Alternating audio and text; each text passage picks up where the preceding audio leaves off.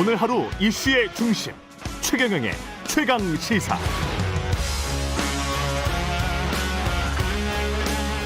네, KBS 1라디오 최경영의 최강시사 2부.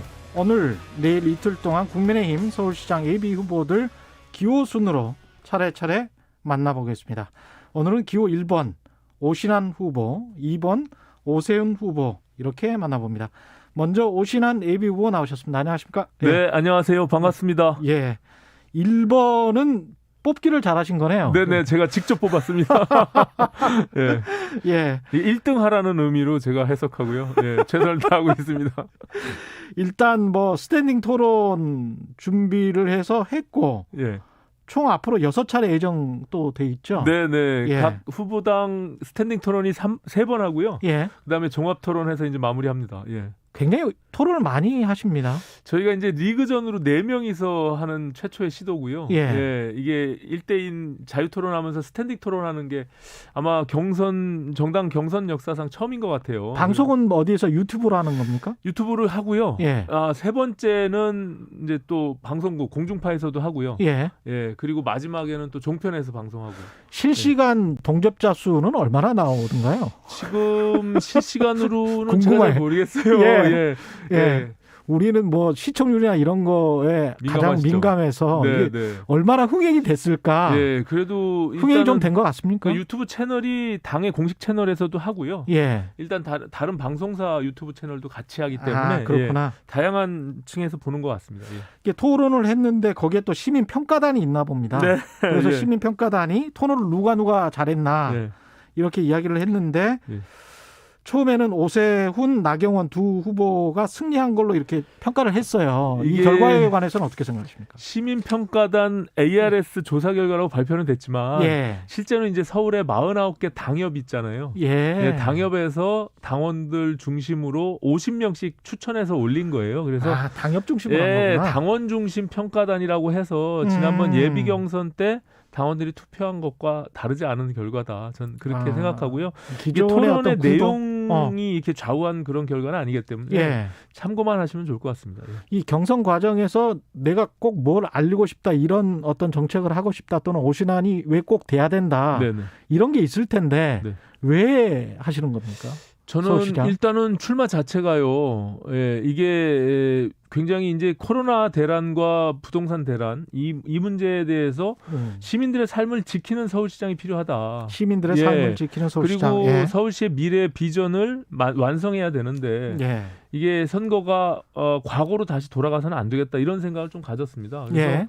이 선거를 과거와 미래로 게임 체인지 하겠다. 라는 의미로 제가 출마를 하게 됐고요. 예. 말씀드린 대로 일단은 대선 1년 앞둔 선거이기 때문에 야당이 승리해야 된다라는 의미를 갖고 있고 또 문재인 정부의 실정을 그 폭주를 저지해야 되겠다라는 그런 용감한 시장이 필요하고요. 예. 또 10년 동안 경제 성장이 멈춰져 있는 서울의 새로운 비전을 만들기 위해서 성장 시계를 힘차게 돌려내는 유능한 시장이 필요하다라고 생각합니다. 예. 코로나19 말씀하셨는데 그래서 이제 1호 공약으로 네.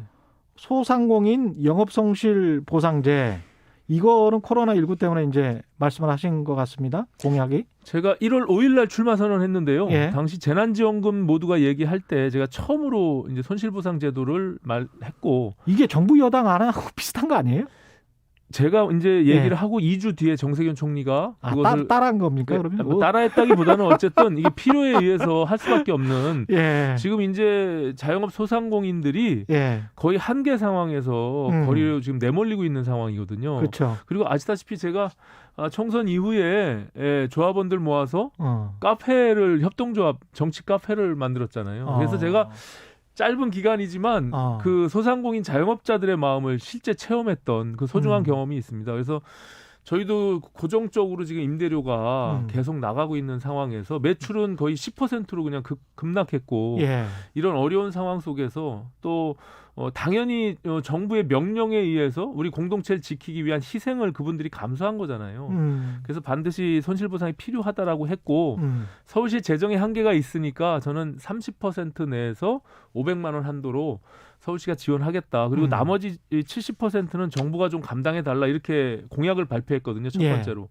그러고 나서는 이제 정부하고 민주당이 손실보상법 만들겠다고 지금 난리법석을 폈다가 지금 사실 좀 뒤로 물러나 있는 그런 상황이거든요. 좀 아쉽습니다. 빨리 손실보상제도 도입해야 된다고 생각합니다. 예. 대상은 누구에게 해야 될까요? 어느 그러니까 정도나? 이게 제가 왜 이런 예. 지금 정부나 기재부에서 적극적으로 나서지 못하고 있는 이유가 말씀하신 대로 어디까지 얼마를 그렇죠. 보상해야 될지를 지금 너무 막막한 거예요. 막막하죠. 예, 그러니까 예. 처음부터 저는 이 방역 체계가 얼마나 주먹구구였는지 사실은 손실보상을 할 수 있다는 예측을 가능하고 과학적이고 체계적으로 했어야 돼요. 근데 지금은 그런 것들을 지금 감당하기가 어렵기 때문에 그 방역 체계가 아니고 그동안의 간이 납세자제도 네네. 이것 때문에 사실은 매출과 상관없이 그냥 뭐 얼마 정도 뭐 65% 네. 그냥 공제해서 그렇게 세금을 냈던 그런 제도 때문에 매출액 파악이 안 되잖아요, 국세청도. 그게 이제 간이가세자의 경우는 예. 어떻게 할 건지에 대한 결단을 내려야 될 필요가 있고요. 예. 기본적으로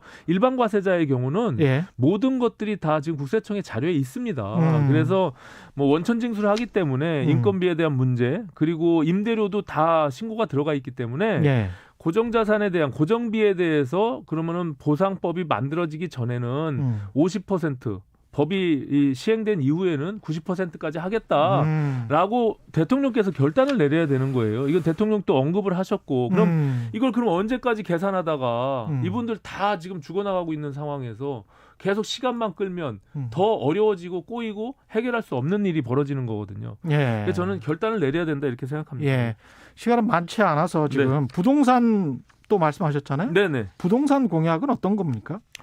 저는 지금 공급 확대 얘기를 누구나 다 하고 있어요. 여야. 그리고 예. 뭐 이 정부도 이제 와서 이제 공급 확대 얘기하잖아요. 예. 뭐 공급 확대는 어떤 시장이 되더라도 뭐 민간 시장의 활성화를 통한 불가피한 측면이 있다라고 하는데 예. 저는 기본적으로 지금 서울시의 아파트 평균 가격이 10억 원을 초과했거든요. 예. 그러면 무주택 서민들, 청년들, 전세 난민들이 과연 10억씩 되는 아파트를 살 수 있겠습니까? 그래서 제가 이제 공약을 낸 거는 그분들을 위한 환매 조건부 반반 아파트라는 공약을 냈거든요. 환매 조건부 예. 반반 아파트? 양념 반 프라이드 반 아니고 예.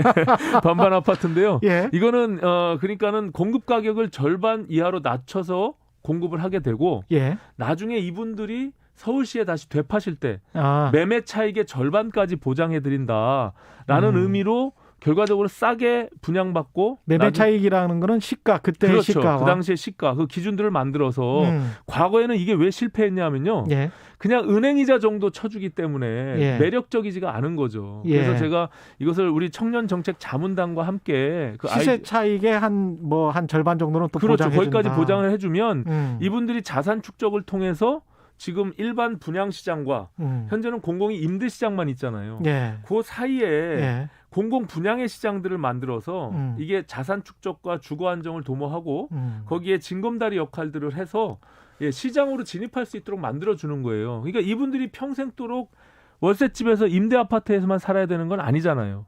예, 그래서 그런 어떤 아이디어를 내고 굉장히 매력적인 저는 공약이다. 그리고 현실적인 공약이다라고 생각하고 이제 대선 주자들도 이제 우리 공공의 그 패러다임 자체를 예. 언제까지 임대주택으로만 지금 할 것이냐. 예. 싱가포르식의 공공분양 제도를 도입하는 것도 저는 깊이 있게 고민해봐야 된다 이렇게 생각합니다. 예. 지금 그렇게 환매 조건부로 하는 게 사실은 싱가포르식인데 약간 좀 시세 차익을 더 보증해 주겠다는 거잖아요. 그렇죠. 그죠? 이제 예. 거기도 물론 이제 자유롭게 그 시장이 형성돼 있긴 한데 예. 당연히 그거는 국가가 토지를 다 보유하고 있기 때문에 그렇죠. 거기는 80% 독립하자마자 정도가, 그렇게 예, 된 그렇죠. 거니까. 예. 예. 근데 우리는 공공 분양이라는 제도 개념이 거의 없거든요. 그래서 맞아요. 이것들을 좀 확대해서 예. 자산 축적과 또 주거 안정을 같이 도모하면 좋겠다 이런 아이디어를 낸 거죠.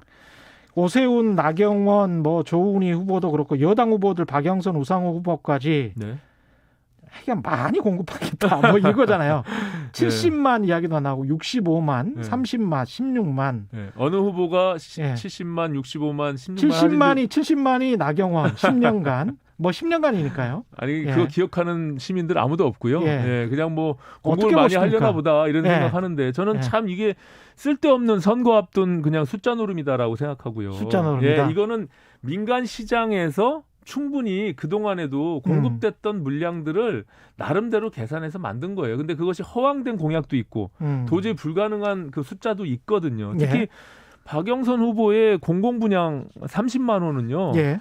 실제로 정말 있을 수 없는 일이에요. 그거는 실현 불가능한 얘기를 지금 말씀하시고 계시거든요. 그러니까 전체 시장이 보통 일반적으로 문재인 정부 지금 현재 6만에서 7만 정도 공급하고 있거든요. 예. 근데 그거를 공공 분양만 30만 호를 한다는 게 말이 됩니까? 그럼 6만 호를 매년 해야 되는데 예. 그건 현실적이지 않고요.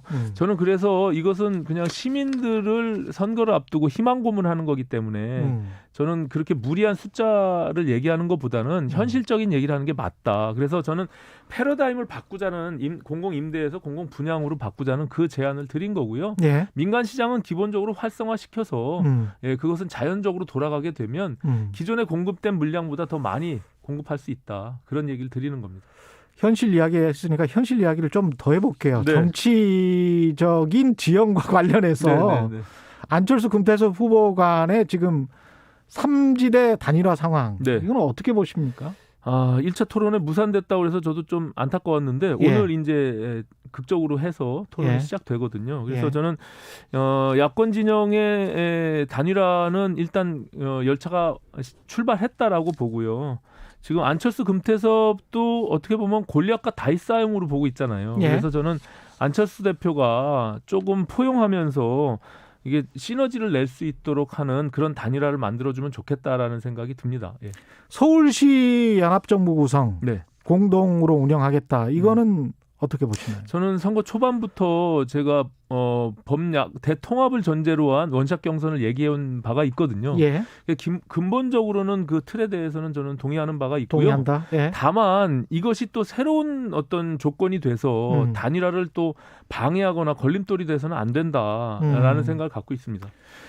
이 결국 선거 지난 총선을 생각을 해보면 네. 민주당을 찍었던 일부 표를 왜냐하면 지난 총선 때는 이제 민주당이 압승을 했으니까. 그렇죠. 예. 그러면 민주당을 찍었던 표 일부를 이제 뺏어와야지 이기는 거잖아요. 국민의힘 입장에서는. 너무 정확한 지적이세요. 예. 그게 중도층입니까? 예, 저는 그렇게 봅니다. 그래서 예. 이게 결국엔 49대 51 싸움인데 예. 그 부족한 2%를 누가 채우느냐의 문제인데 예. 지금 말씀하신 대로 문재인 정부의 실정 예. 그리고 공정과 정의를 외쳤던 것에 대해서 불만이 있는 분들이 예. 국민의힘을 바라보게 해줘야 되는데 지금 여전히 그러지 못하고 있는 측면이 있어요. 국민의힘이. 예, 그래서 이게 반사 이익만 갖고 선거를 이길 수 없다. 예. 스스로 자체 발광해야 되는데 예. 그러려면 그 부족한 2%는 중도에 대한 확장성과 청년층에 대한 소구력이 필요하다. 중도에 대한 확장성. 예, 그런 점에서 제가 다른 후보들보다 97세대를 대표하는 또 젊은 후보로서 그런 강점이 있다라고 생각하는 겁니다. 예. 그게 그러니까 마지막 질문이었어요. 사실은. 네. 오신환 후보의 가장 큰 강점이다. 네. 젊은 층을 아우를 수 있고 구세대 신세대를 포용할 수 있는. 저는 제가 희망이지만요. 예. 여기서 국민의힘의 경선에서 제가 대기적을 이뤄내고 예, 대권 주자를 누르고 오신환이 후보가 되고 3지대에서는 금태섭이 만약에 후보가 되면 예. 단일화 경선이 오신환 대 예, 금태섭 아름답겠느냐. 미래지향적이고 희망적이겠습니까? 이런 것들을 지금 청취자들이 만약에 원한다면 만들어 주실 수 있습니다. 예, 꼭 부탁드립니다. 알겠습니다. 오늘 말씀 감사하고요. 오신환 국민의힘 서울시장 경선 후보였습니다. 고맙습니다. 감사합니다. 여러분은 지금